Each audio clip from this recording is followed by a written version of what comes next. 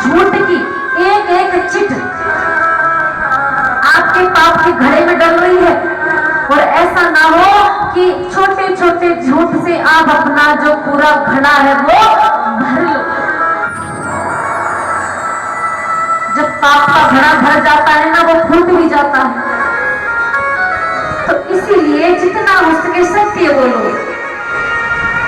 और अगर झूठ कहीं पर बोलना है तो वहां पर बोलो जहां आपके झूठ से किसी को कोई तकलीफ ना हो, कोई परेशानी ना हो, वहां पर झूठ बोलो। वरना सत्य की राह पर चलो, हमेशा सत्य बोलो। अगला लक्षण है दया। आजकल दया है? बताइए, आजकल दया है? कितने भक्त मानते हैं कि आजकल दया है? आजकल कहां दया है? मान लीजिए सड़क पर किसी के साथ कोई दुर्घटना हो गई तो हम क्या करते हैं? या तो मुंह फेर कर निकल जाते हैं, और अगर मुंह फेर कर नहीं निकले तो एक काम करते हैं, वो क्या? Photo, video. अरे कोई तकलीफ में है, कोई दर्द में है और आप वीडियो बना रहे हैं, आप फोटो खींच रहे हैं। किसी के साथ कोई घटना हो गई तो सबसे पहले आप उसके पास जाओगे, फोटो खींचोगे, वीडियो बनाओगे, फेसबुक पर स्टोरी लगाओगे, इंस्टा पर स्टोरी लगाओगे, व्हाट्सएप पर स्टेटस लगाओगे और तब जाकर एम्बुलेंस को फोन करोगे। वो भी किया तो किया, नहीं तो ना, मुंह फेर करके निकल जाते हैं। अरे कोई तकलीफ में है, कोई दर्द में है और आप वीडियो बना रहे हैं, उसको कितना दर्द होता होगा।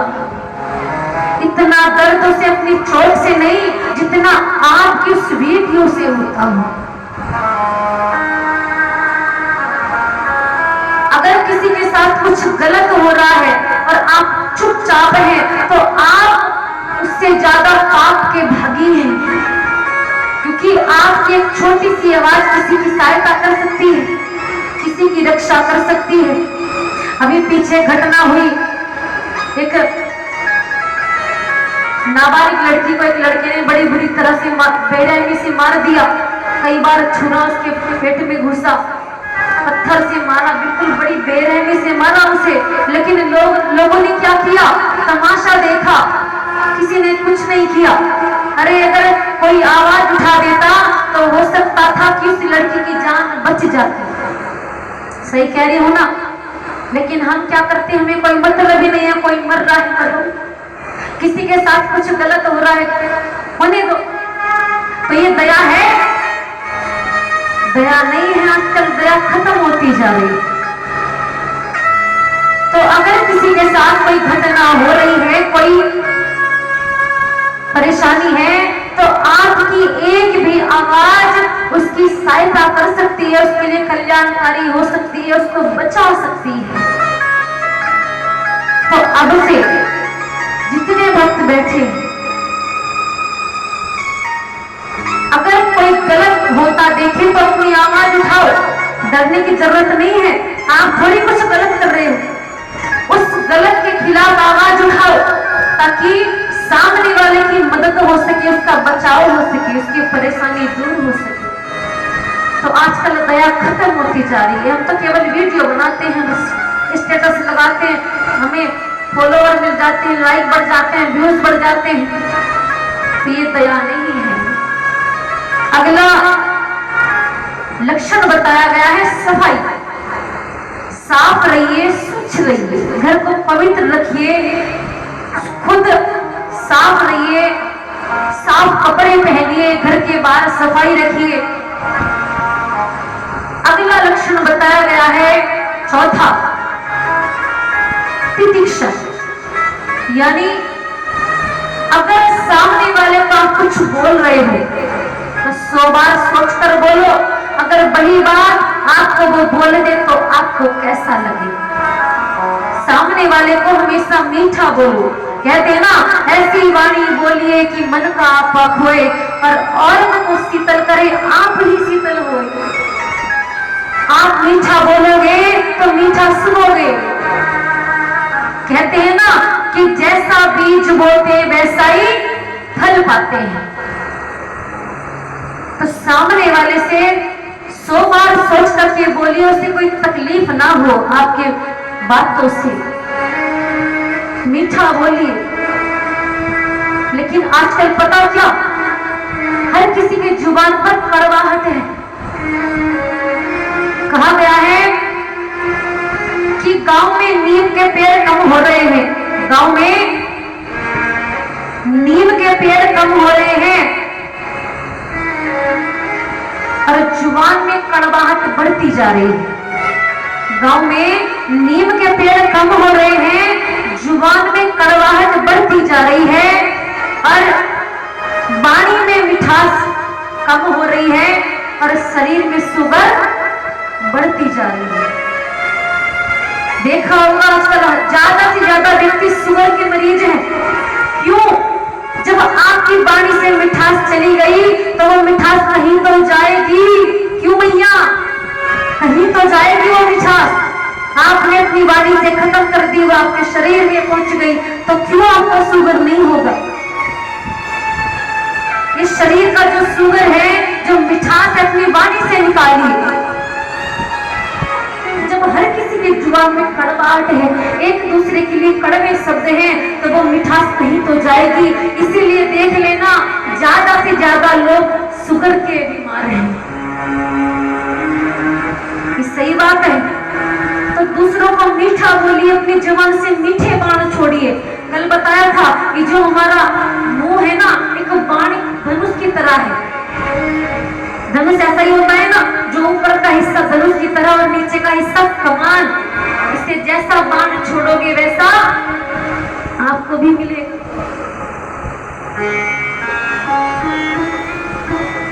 कहते हैं ना, अगर सम्मान करोगे तो सम्मान पाओगे।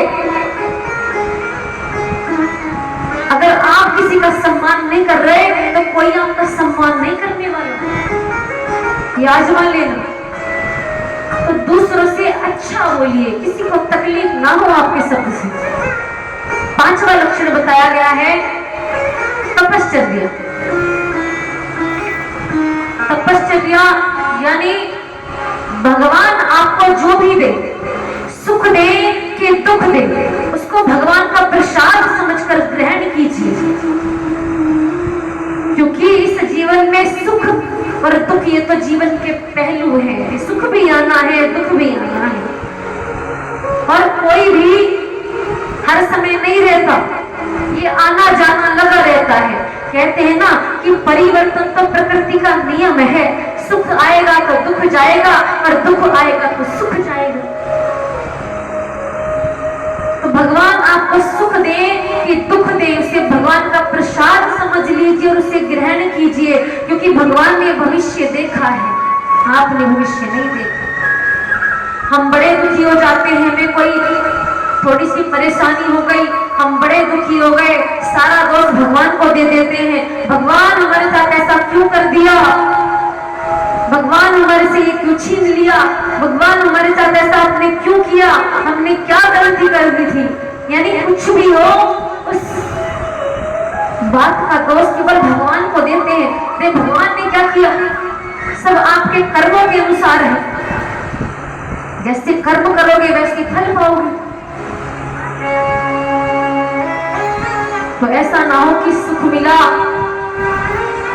तो हम तो खुश हो गए, भगवान को भी भूल गए, पर दुख मिला तो बिल्कुल टूट जाते हैं। दुख क्यों मिल गया? अरे एक बात बताओ, जब सुख आप भोगोगे तो दुख कौन भोगने आएगा? बताओ। इसीलिए जीवन में सुख दुख का आना जाना तो लगा रहता है। और दुख क्यों आता है आपके जीवन में पता है?